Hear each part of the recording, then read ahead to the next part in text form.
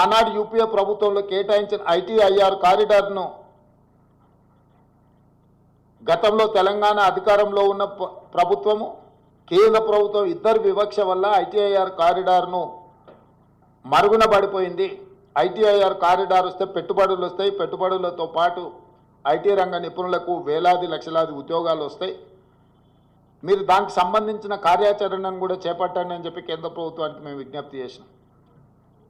ఈరోజు ITIR corridor గురించి ఎక్కడ ప్రస్తావన లేదు.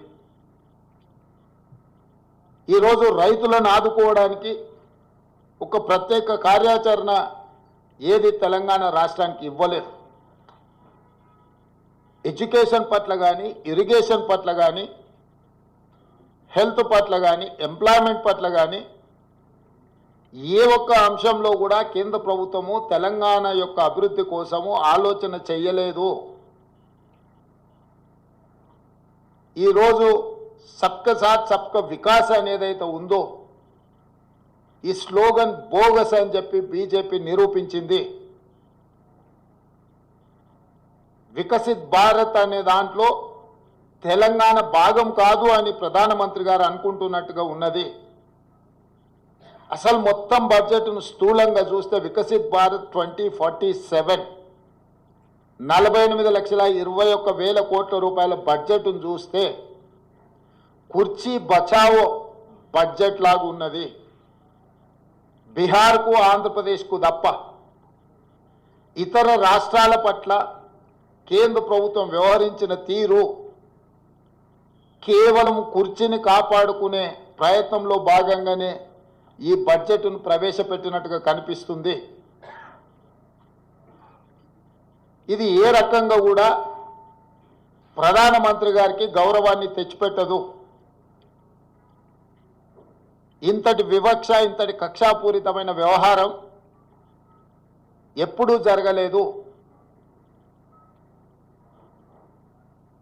తెలంగాణ రాష్ట్రము, తెలంగాణ ప్రజలు 8 పార్లమెంట్ స్థానాలు, 35% ఓట్లు బీజేపీకి ఇచ్చిండ్రు. తెలంగాణ ప్రజలు ఎలాంటి వివక్ష బీజేపీ పట్ల చూపించలేదు. తెలంగాణ ప్రజల యొక్క నిర్ణయం వల్ల ఈరోజు నరేంద్ర మోడీ గారు ప్రధానమంత్రిగా కుర్చీలో కూర్చున్నారు.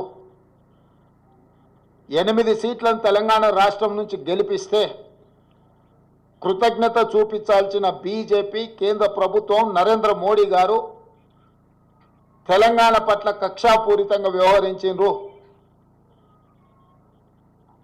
ఎన్నికల కంటే ముందు నేను పదే చెప్పిన ఓట్లు, సీట్లు మాత్రమే తెలంగాణ నుంచి కావాలి కానీ తెలంగాణ ఆత్మగౌరవం పట్ల కేంద్ర ప్రభుత్వానికి ఎలాంటి పట్టింపు లేదు అని. ఈరోజు అదే విధంగా కేంద్ర ప్రభుత్వం వ్యవహరించింది. కేంద్ర మంత్రిగా ఉన్న కిషన్ రెడ్డి గారు ఈరోజు తెలంగాణ ప్రజలకు సమాధానం చెప్పాలి. బీజేపీ అధ్యక్షుడిగా నరేంద్ర మోడీ గారి మంత్రివర్గంలో యూనియన్ క్యాబినెట్ మినిస్టర్గా కిషన్ రెడ్డి గారు బాధ్యత వహించాలి. తెలంగాణకు జరిగిన అన్యాయానికి తెలంగాణ ప్రజలకు క్షమాపణ చెప్పి తక్షణమే మోడీ మంత్రివర్గం నుంచి తప్పుకోవాలి కిషన్ రెడ్డి గారు. ఇంతటి వివక్ష ఎప్పుడూ జరగలేదు.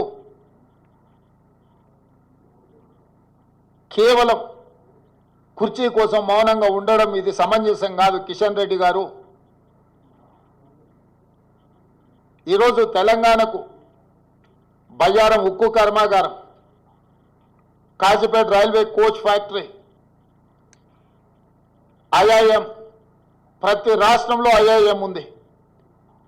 మేము ఐఐఎం కావాలి తెలంగాణ రాష్ట్రంలో లేదు అని ఇస్తే ధర్మేంద్ర ప్రధాన్ గారు నాకు లేఖ రాశారు, మీ రాష్ట్రానికి ఐఐఎం ఇవ్వము అని.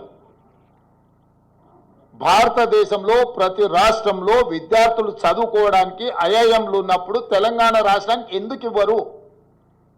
నేను ప్రధానమంత్రి గారిని కలిసి స్వయంగా ఐఐఎంకు లెటర్ ఇస్తే ప్రధానమంత్రి గారు సంబంధిత శాఖ మంత్రికి పంపిస్తే ధర్మేంద్ర ప్రధాన్ గారు నాకు లేఖ రాసిండ్రు 3 రోజుల క్రితం, మీ తెలంగాణ రాష్ట్రానికి ఐఐఎం ఇవ్వము అని.